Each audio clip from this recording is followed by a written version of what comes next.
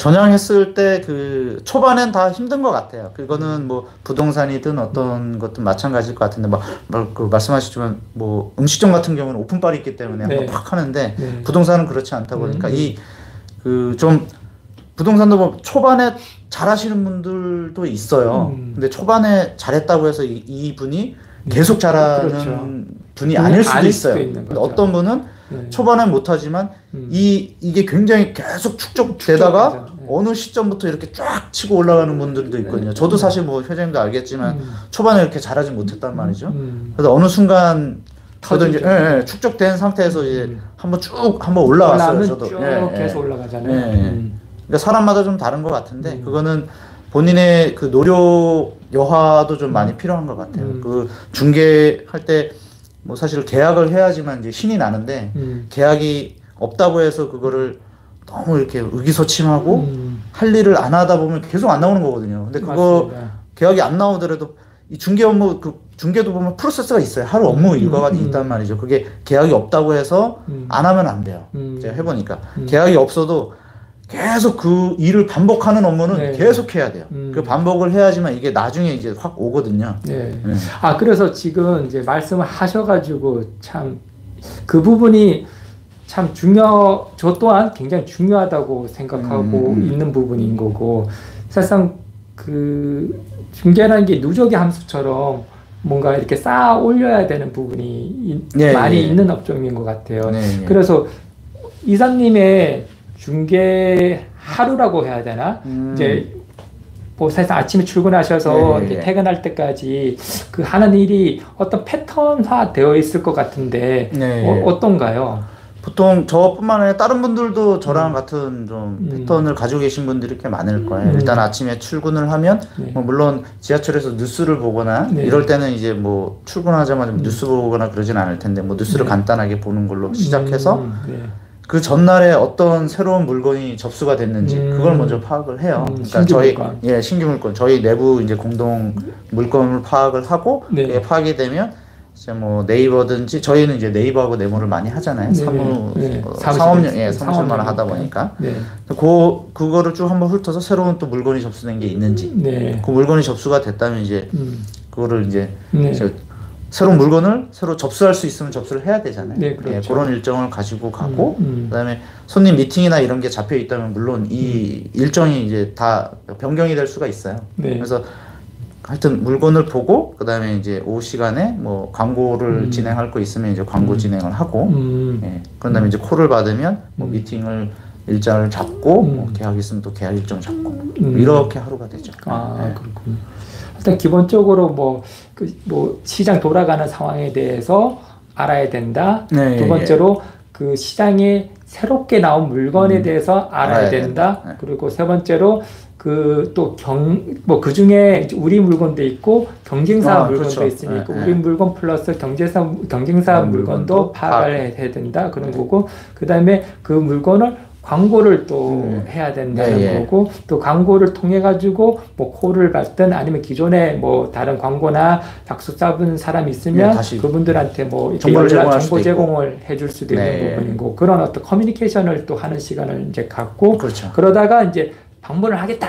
그러면 이제 방문해서 뭐 상담하고, 그다음에 투어까지도 하고 뭐 그러는 거네요. 그러다가 진짜 이제 뭔가 이렇게 상황 같은 게 걸리면 조율도 해야 되는 거고. 땡겨야죠. 조율도 해야 되는 거고. 그런 거네요.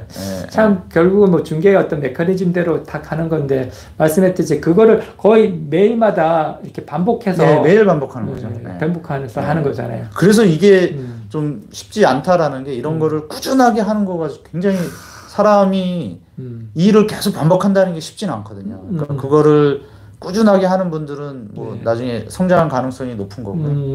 그리고 어떤 분들은 이렇게 꾸준하게 안 하고 듬성듬성 하는데 잘 하시는 분들도 있어요. 그런 분들은 좀 약간 뭐 좀 타고났다 그래야 되나요? 그런 분들도 있긴 있어요. 근데 그렇지 않다면 꾸준하게 성실하게 해야만 좋은 결과물이 나온다.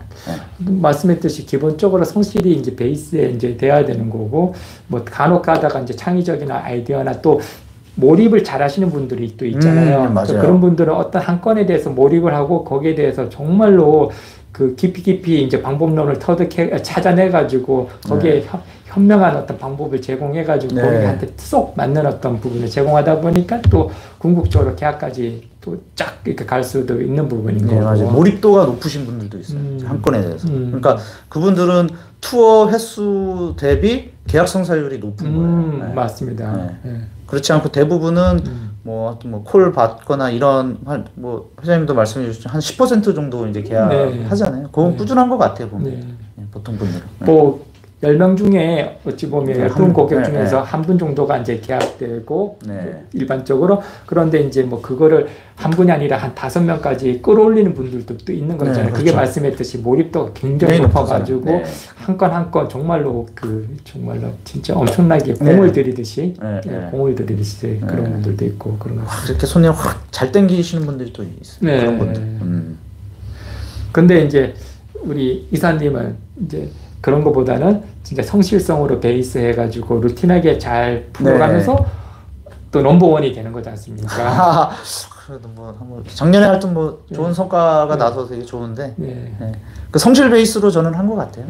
그리고 어느 뭐 예전보다는 좀 계약 성사율이 조금은 높아졌다라고 해야 되나 약간 그런 부분도 없지 않아 있는 게 예전에는 손님을 이제 가려낼 수 있는 그런 노하우가 없었는데 이제 어느 정도 이제 감이 조금 있다 보니까 이게 뭐 좋을 수도 있고 안 좋을 수도 있어요. 사실 그 하실 분 안 하실 분은 초반에 걸러내면은 이거 하실 분인데 놓칠 수도 있긴 하거든요. 근데 그런 계약 성사율로 봤을 때 좀 감이 좀 살짝 떨어진다라는 분이 있다면 그 과감히 그냥 신경을 안 쓰는 거죠. 그렇다 보면 이제 만나는 횟수 대비 계약 성사율은 높아지는 거예요. 뭐 그런 면은 분명히 효과적인 면은 있는 것 같아요.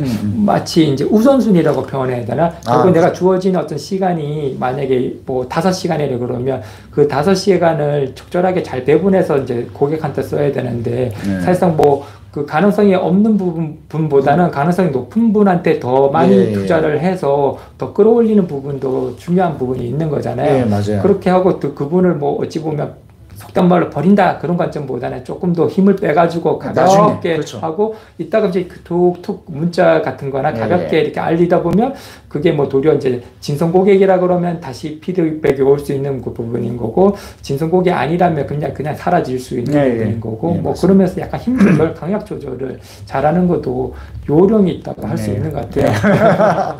맞습니다. 뭐 이렇게 손님을 버린다. 저희는 뭐 그런 말 쓰잖아요. 손님 근데 이렇게 저도 잘 버리지 않는 사람 중에 한 사람이거든요. 근데 해줬다 이렇게 하여튼 저한테 이제 연락 온 분들에 대한 관리를 이제 제가 그 구글 드라이브를 써가지고 이렇게 하고 있는데 그거는 제가 까먹지 않기 위해서 적는 거거든요. 뭐 그냥 머릿속만 생각하면 이분 아예 생각을 못 할 텐데 이제 정리를 해놓고 있다가 다시 한번 봤을 때 이분 연락해야 되는데 하고 다시 한번 연락하고. 맞습니다.